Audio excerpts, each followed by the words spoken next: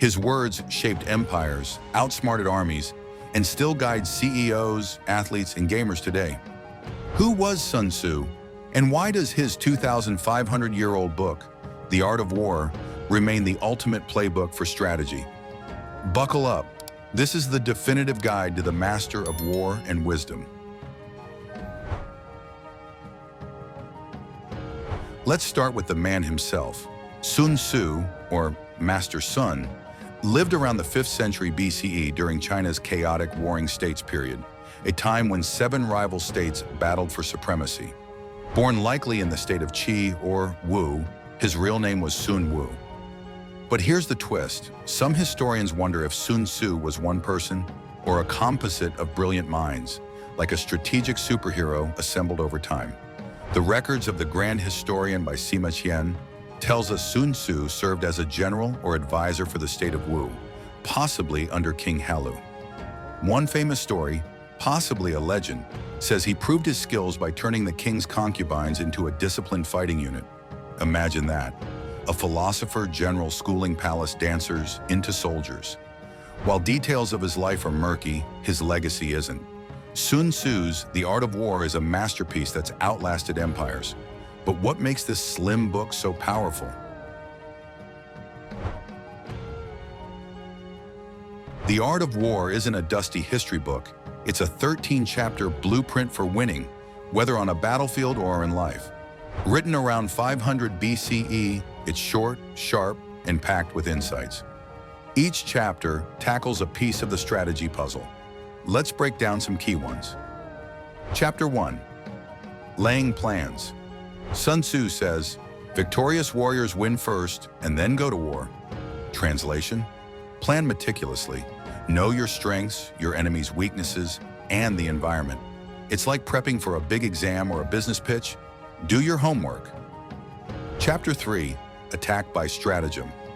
Here's a gem. To subdue the enemy without fighting is the acme of skill. Sun Tzu loved winning through brains, not brawn. Think diplomacy, alliances, or outsmarting rivals without firing a shot. Chapter 6. Weak points in strong.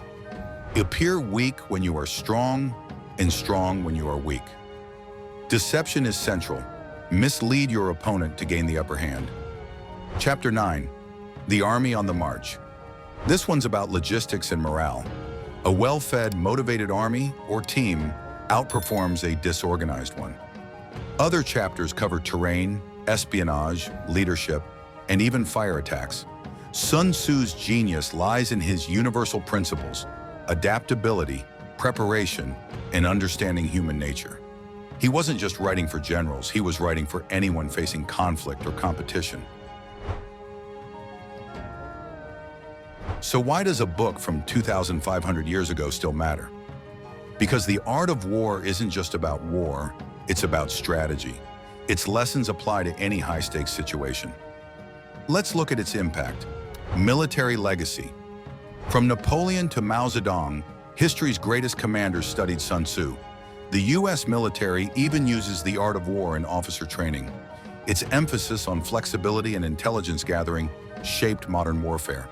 Business and leadership, corporate giants like Apple and Amazon channel Sun Tzu. His ideas about outmaneuvering competitors, seizing opportunities, and building efficient teams are straight out of boardroom playbooks. Ever heard Know Your Market? That's Sun Tzu 101. Pop culture and beyond. The art of war pops up everywhere. Movies like Wall Street, TV shows like The Sopranos, even video games like StarCraft. Pro athletes use it to psych out opponents, and cybersecurity experts apply it to digital warfare. Fun fact, the book was first translated into French in 1772, then English in the 20th century, spreading its wisdom globally. Today, you'll find it on the shelves of CEOs, coaches, and coders alike. Now let's dig into some lesser-known tidbits. Did you know The Art of War might not have been written by one person? Some scholars think it was compiled over centuries, like a strategic Wikipedia. Others argue Sun Tzu was a real genius whose work was preserved. Another mystery, we don't know much about his personal life. Was he a grizzled general or a quiet philosopher? The concubine story? Probably exaggerated, but it shows how legends grow. And here's a cool detail.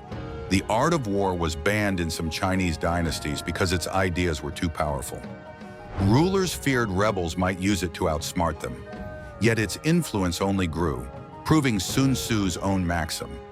What is essential in war is victory, not prolonged operations. Want to channel Sun Tzu in your own life? Here are 3 practical takeaways. Plan like a master, whether it's a job interview or a side hustle. Map out your goals, resources, and obstacles. Every battle is won before it is fought. Stay flexible. Life throws curveballs. Adapt like Sun Tzu.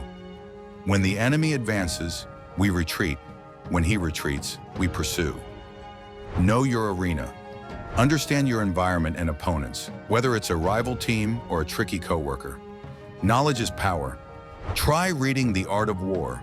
It's short, under 100 pages, and free versions are online. You'll be amazed how its wisdom fits your challenges. Sun Tzu's The Art of War isn't just a book, it's a mindset. From ancient battlefields to modern boardrooms, its lessons on strategy, deception, and preparation endure. So what's your next battle? How will you apply Sun Tzu's wisdom? Drop a comment below. Tell us your favorite Art of War quote or how you've used strategy in your life. If you love this deep dive, hit that like button, subscribe, and ring the bell for more epic history and strategy content. Want to explore another legendary figure? Let us know who's next. Until then, stay strategic, and we'll see you in the next video.